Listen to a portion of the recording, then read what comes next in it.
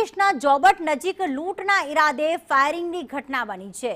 યુવક પર લગ્નમાંથી પરત ફરતા સમયે ફાયરિંગ થયું।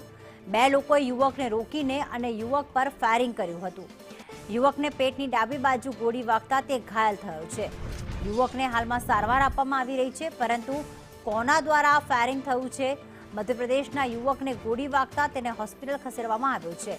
હેમલ પંચાલ જોડાઈ ગયા છે। હેમલ, કયા સંજોગોમાં ફાયરિંગ થયું? આ યુવકનો કોઈ દુશ્મન હતો કે પછી અન્ય કોઈ કારણોસર આ ફાયરિંગની ઘટનાને અંજામ આપવામાં આવ્યો?